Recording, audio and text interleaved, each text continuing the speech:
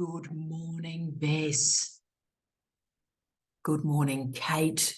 Good morning, Kendria. What a beautiful name that is. Elaine's in the house. Jane's in. How are you, Jane?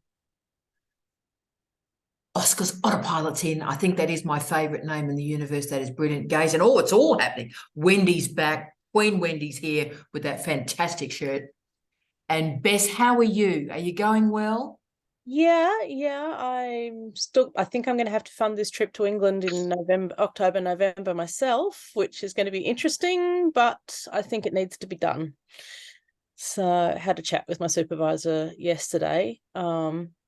We disagree on whether it needs to be done slightly, but she can sort of see my point. So yeah. If you're going to go now. Yeah, the problem is that while my focus is on places in Australia, groups in Australia, that the correspondence at this end has disappeared and London's got the continuity. That's right. And we are driven by data, quite rightly so. So you go get that data, Bess. We are with you. Godspeed getting your data. Cross fingers for fundraising. Yeah. Go online, see if you can find friends to stay with, get every bit of expense you can sorted. Good on you, Bess. Yeah. Damien's in the house. How are you, Damien? Oh, I just get a wave, do I? Hi. I'm good. I'm ready to write or proofread something before I send it off, which is something I use half hour for. That's fantastic. And Damien, what are you going to do for this half an hour? Just so we know, what are you going to do? I'm proofreading a journal article for Senses of Cinema about the queer rom-com. And I'm only smiling because, you know, Senses of Cinema has a big bit of my heart. I've published with them a couple of times. They're a wonderful journal. So, Damien, you are continuing this fantastic tradition. I'm excited. So, colleagues, welcome to Write Club. And what's the first rule of Write Club? Right. Read. What do you mean, read? What do you mean, read? Gay, thank you for everything. I can't manage without you. You have the best bookshelf in this country, and I thank you for your participation. And the man, the myth, the legend, I'm going to start crying. Thomas, hello. Hello, hello. I've missed you so. We are all so thrilled to see you. You are a light for us. I've missed you more than I can say. Are you alive and well? I am alive and well. The semester's over. I can breathe. I can sleep. And you can write with us this morning, this afternoon for you. Colleagues, let us write. And by the way, you've got to be careful. I've got a new implement. Well, I was impressed by it. Thanks, Maeve. Maeve's good. This is a little instrument that I got. Oh, it's one of those. Oh, they sound lovely. I think so too. Thank you, Beth, for your support. Whereas Maeve's gone. We can't hear it. Now I can actually see what it is. Yeah, I've always wanted one of those. I nearly bought one in San Fran. So, can anybody else hear it? I can't hear it. What is it? Sorry, Tara.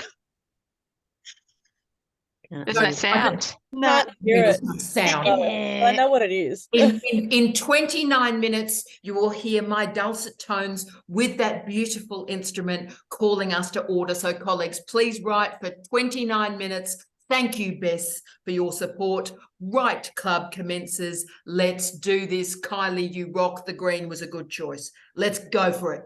Come on, Damien, let's do this.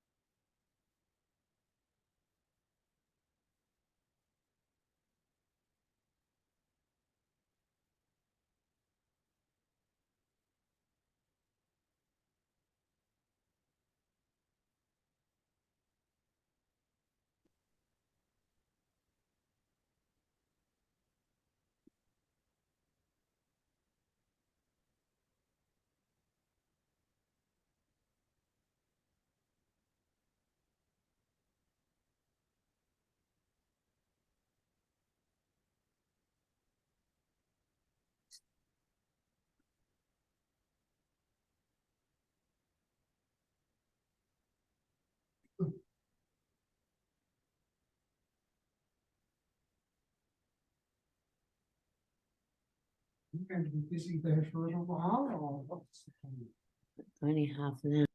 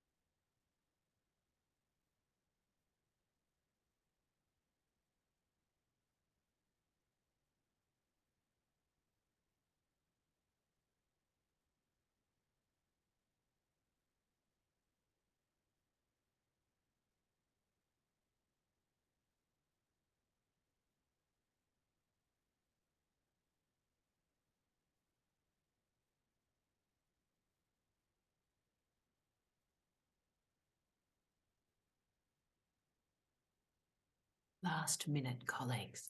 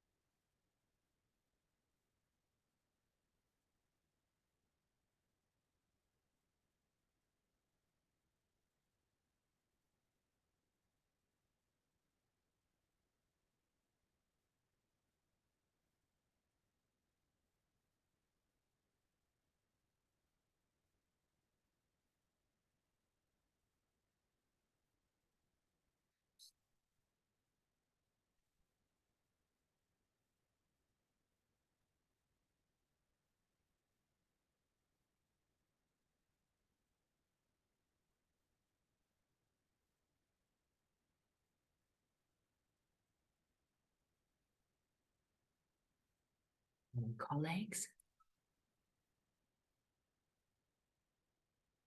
we are concluded. Fantastic. Oh, that was very big. Was anyone else? That was quite a big moment. My goodness me. Yeah, that was fantastic. I'll just have a quick look at Damien, make sure. Can we just check in on you, Damien, first? I see beautiful Anastasia's in too, so we're going to say a big hello to Anastasia. But Damien, how did you go?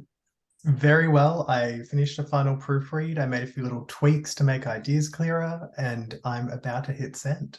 Isn't that look, I tell you what, that was a good use of that 30 minutes. I was watching you and I were in sort of a bit of a meditative zone there, weren't we? Unbelievable. And are you happy with it, Damien? Yeah, really happy. I think it's going to be a useful article for other research to stand on Resolve, I think. Can you make sure that when it's up, because obviously Sensitive Cinema tends to have quite a quick turnaround. Yeah. Can you send us the link? Yes, I will. It's coming out in July. It's a response to a CFP. So assuming everything goes well. That's fantastic. Can I say you'll be our first one? We should have like an honour board, shouldn't we, of the pieces that are produced through here and published. We might do that, Damien. And I'll send it through as soon as it's out. You'll be our first. Oh, that's exciting. And what a great topic to do. So, Damien, well done. Great use of time. Fantastic. And magnificent Anastasia. How are you, my darling? Are you going well? What were you writing on today? Hello, everyone. My first time here. Thank you very much. I was revising my short paper. It's only 750 words for a conference, but they wanted to submit together with an abstract. So I was revising my results section, which is quite problematic at the moment because I still don't have all my data. I'm a PhD student. I still collecting data, but yeah, for that particular conference that will be held in December, but they want the paper now. So I'm trying to do something meaningful with my data and yeah, to revise this paper. I received some feedback, comments from my supervisors last week. So I'm revising the results section now. Darling, you're doing fantastically. And remember, people have this notion of this conference paper that you get up and read and everything's got to be in place. I'm sure all of us know the best conference papers we've ever seen are edgy and pushing knowledge and complicated and get discussion going. So go with that, Anastasia. Go with that, my darling, and embrace the ambiguity, and that's a good thing. It's when someone's sort of in a suit and going, this is the way it is, and they do a conference paper, it just you feel your small intestine eating your pancreas. So just go with it. Go with it, my love, and we are very proud of you. That is fantastic. And I should go to my sister from another mister. How are you, Jane? Are you well, Jane? Do you want to say hello? Yeah, sorry, it was you superstar. You were laughing. How are you How are you going, Jane? Good. I did a similar thing to Damien. I've been putting edits through a proof to get published up, so it's nice end of the process. Oh, and Jane, what's this on? What's this one on? This is on the degree of unmet information needs for prisoners. So the information that they've needed across lots of different topics and how they're trying to meet those needs and what the degree of unmet need is. And then I'm going to follow that up with an article about how unmet information needs contributes to the harm caused by prison and how providing information can try and mitigate the harm that prison causes. Jane, as we talked about a couple of weeks ago, I'm obsessed by you, obviously, you know that, but I'm obsessed If I had my life again, this is the work I would be doing, Jane, and I'm so happy that you were doing it. And where I come into this is I'm terribly interested in how citizenship and prisons operate, right? I'm terribly interested in what prisons do to our understanding of citizenship and the consequences of information illiteracy in those spaces is catastrophic. So Jane, this is amazing. Good, thank you. Right, so where's this one going? Is this one going somewhere, or we're about to submit it somewhere? It's a Journal of Library and Information Science Research. Oh, this is fantastic. Can we get that link? Because I'm for sure. Because I can stalk you more than I am, Jane, but it starts to get a bit unhealthy for me. So oh, that's fantastic. Jane, congratulations. Thank you. I feel like you're changing the world, and speaking to someone else who's changing the world, I should go to Thomas. Thomas, now that the marking and this stuff is sort of over for you, what magnificence are you writing on at the moment? Demute, darling. I'm excited. It's kind of a hot mess, but I am doing a revise and resubmit right now on a article that is trying to wrangle together all of the social science literature on transhumanism. And so I have like a massive sample size that looks at the gender and fandom and propensity towards transhumanist thinking that I'm working on. Ooh, whenever I'm in your presence, Thomas, I get smarter. Transhumanism is, I don't even know enough to speak about it. I've probably read 20 articles on it, and it is such a fast moving area, Thomas. Have you got any advice for colleagues that are working in these sort of areas where basically every day 300 pieces arrive? What do you do? I use the heck out of the cited by button on Google Scholar. Nice for articles. Like, hit that button, sort it to like 2022, 2023, and then I just read that. And then I double check it every time I make a decision about the article.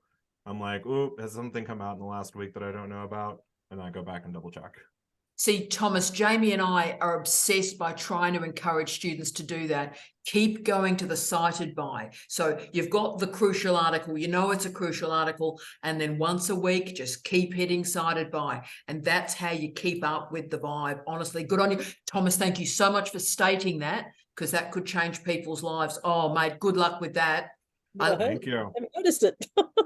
Sorry, what was that, Bess? I've never noticed the cited by thing. Thank you for that tip. You've made my week.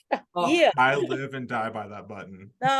Look, my subject moves quite slowly as well. So yeah, it's history. It's not at the cutting edge of anything. But Google Scholar is so great for history. I mean, compared to Scopus. Yeah, no, I do. I use Google Scholar all the time, but that cited by button was hiding from me. What a brilliant tip. Thank you. Changed my life. Changed my life. That might be my first tattoo, Thomas. I might get the cited by. Sorry, but I just inform my husband that I'm about to do this. If I get a tattoo, it's going to be the Google cited by Jamie. Just hashtag no pressure there, mate. Where we get it, Jamie, you'll get the choice of where I get it. But I agree with Thomas. I think I might get that done. You want it on the ear? Cited by on the, that's funny. Cited, get it on the eye. Cited. Sorry, no. Just shave off your eyebrows and do cited by on one. Gee, you're edgy. The question is, do you want it to be free advertising for Google or not? See, now that upsets me. You know that. So anything involving commodification of the re-intermediating forces of darkness, you know, that's my nightmare, Jamie. So that's my Achilles heel. So let me rephrase the question. The question is, do you want people to click on Google, find the site or not? Look, I do. So are you saying if I do it, it's got to be in a public environment? Is that what you're telling me, Professor Quinton? Mm-hmm. Oh, this is going to end badly, Thomas. But Thomas, you've just changed people's lives there. Fantastic. Good luck, mate. That piece will change my life and change knowledge. That's powerful. Well done, you. Wow. Thank you. And I'll send you a link as well. Oh, send me a link. We're adding this to our board of fabulousness, as we'll now call it. Queen Dina, how are you going? Dina, do you want to say hello to everybody and what you're working on? Hi, Dina. Hi. How are you? Good, thank you. I'm still working on my I'm just refining my literature review for now. So I've been researching about community-based disaster management in Indonesia. So how does the villages how do you call it, keep working as an organization to respond to and prepare for disaster. See, that's go down. No, I was just going to say that is amazing, Dina, because, and in terms of a literature review, which of course often is a force of darkness, in terms of a literature review, very much. How do you manage the focus on the specificity? So are you clustering the research literacy? So there's disaster studies, disaster preparedness, and local studies. How are you managing the local specificity with disaster studies, which is a, you know, huge, very big area? Oh yeah, it's well, that is a point that I'm not sure I'm doing well or not, but because you have all these kind of terms that's very, very similar, like sustainability with resilience, and then you have disaster with crisis, and then so I'm still, as you said, I'm still very much clustering, and because my supervisor said you really have to coin what sustainability will be and how resilience is different from the sustainability that you are thinking of. So yeah, I'm still blurry at the moment, but hopefully. Dina, well done for saying that. One of my obsessions is I'm creating a new list of words that are deeply challenging and troubling, and there are so many definitions of them, they're almost etymologically unproductive. And it's funny, one of those words is sustainability. It has so many discursive meanings that I think that's part of the problem with creating sustainability, because everybody's coming with these radically different meanings, right? Oh, wow. So if you can configure, I mean, borrowing, if you will, from experimental science, if you can configure a conceptual definition through the literature review and then configure an operational definition and understand the differences between those two. Do you know, I mean, I've only pinched that from physics because I sleep with a physicist. So if you know, it's a sexually transmitted etymology. So, you know, I don't recommend that for others, but it's working for me. But if you start with a conceptual definition and you go, right, well, this is where the literature is at, but then you take that conceptual definition for a walk and it gathers up meaning through the operations of the research, then the etymology of the word starts to gain meaning through the project. For the tough political work that I do, Dina, obviously I haven't got your expertise at all, but for the sort of tough political work I do, I start with a definition and then I add layers to it through the research itself. So by the conclusion, one of the great innovations of the research is often we've got a clearer definition. Oh, that's very interesting. I've never thought about that, to differentiate between the conceptual and what actually the community is referring to. That's the operational part, right? Yeah. I'll try that. Thank you for coming up with that idea. Probably that makes more sense because I'm you know, not coming from a English speaking country, so that the examples from the operating what do you call it, terminology, it sits better with me than the conceptual one. Yes, and look, I wish I could say I invented it, but I think Sir Isaac Newton invented it, or indeed Hooks did. So yes, I didn't invent that, but it is useful if we move it from the experimental sciences into particularly the applied social sciences. I think it has some meaning. But see how we go. Keep doing it. Keep doing that literature review, Dina, and let us know next week how it's going. All right. All right. Thank you. Oh, you're the best. And Julie, can I say hi to you? I've been sort of obsessed by you all morning, Julie, and I'm finally getting a chance to talk to you. How did you go, Julie? What are you working on? I am trying to, if I call them sort of like a jigsaw puzzle of context for a PhD that I'm trying to reinvigorate before I spoke to Eunice yesterday and she said, come and speak to you, but I just wanted to get my head in line. So I'm looking at how women are appointed to cabinet and with the kind of barriers they face. And I'm looking at from a leadership, democracy, governance and governmental point of view and trying to use narrative analysis. Oh. So I'm hoping you will lead me in the right direction. Well, Julie, can I say one of those words that's on my list of a word that's had so many meanings to it that it's almost pointless. One of those words is leadership. And so the problem is everybody that's speaking those words, we're all saying leadership. You know, you go into any meeting and some random's going to say leadership, right? And that person has got no connection with other people's rendering of leadership. So I wonder if we come up with that conceptual definition. But also we think about followership, because Julie, some of the work I'm doing on leadership, like literally today, what I was working on is a model, and I'll share it with you, Julie. I don't know if there's anything there yet, but I'm calling it stealth leadership, where it is women who are leaders, but because they're not in the penis business, what they're doing is not configured as leadership. So it's everything. But you know, if they had a different sort of makeup of genitalia, then it would be called leadership. But so it's the behaving in leadership that is actually stealth leadership, that is transforming citizenship in the planet. But it is leadership that does not speak its name. Exactly. I had originally wanted to do my PhD on how women lead outside of formal structures.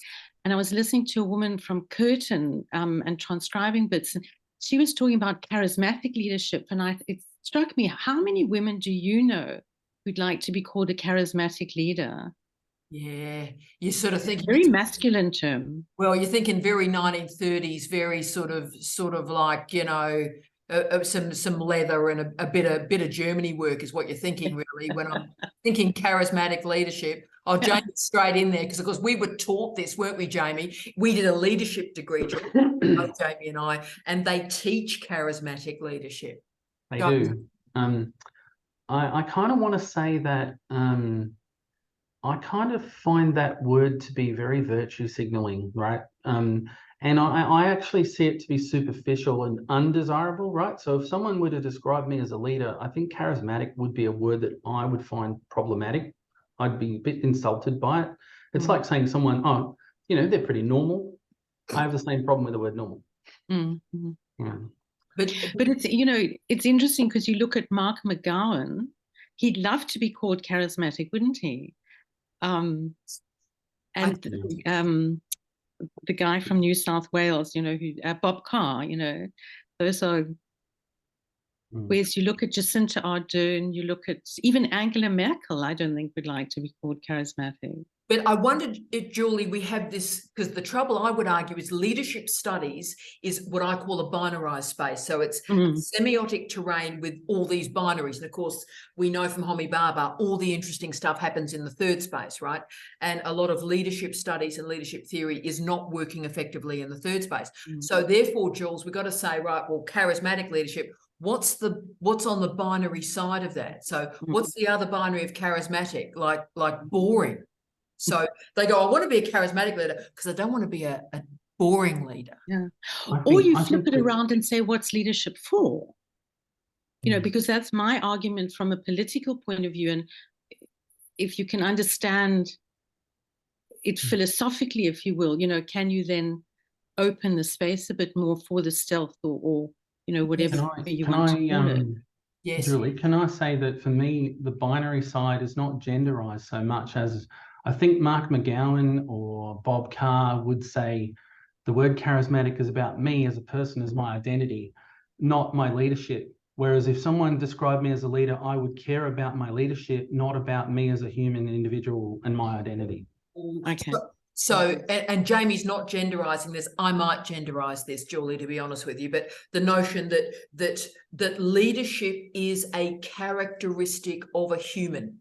So that's another way of thinking about it. So that, you know, I am a leader, so it's an identity, whereas I see leadership and the work I do on leadership is a series of patterns or behaviors that any human being can enact. We are all leaders in different forms. It's not a noun, it's a series of practices. And that's why I suppose I come to it, I'm much more interested in followership. I've done a lot more work on followership, and I'm much more interested in how followership takes steps that lead into, in many ways, this stealth leadership, which is leadership by another name. I don't know if any of this is helping, Julie.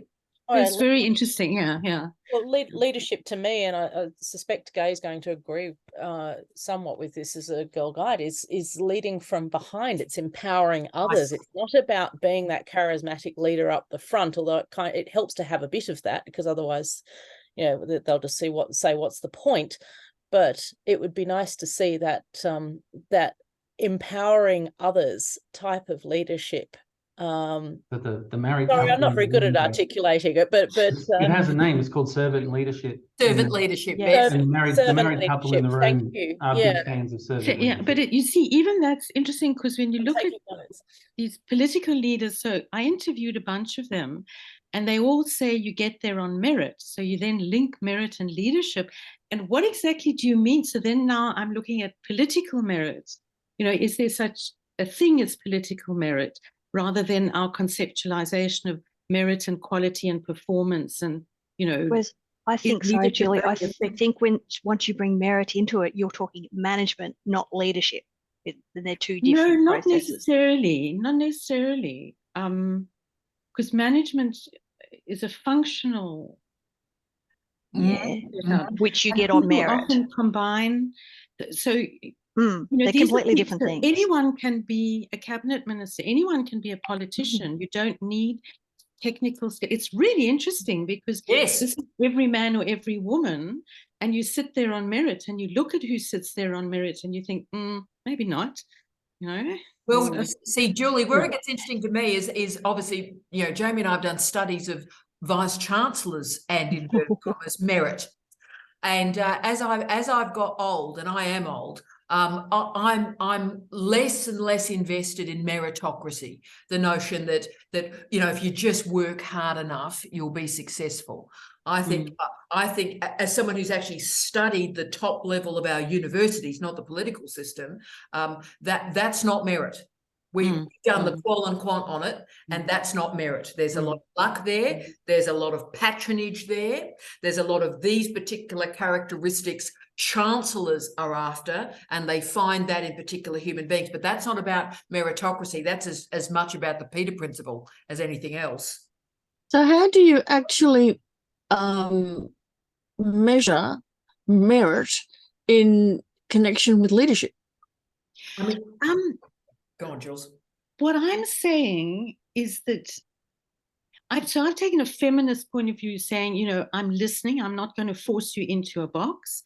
So if you tell me that people get there on merit, describe what merit is.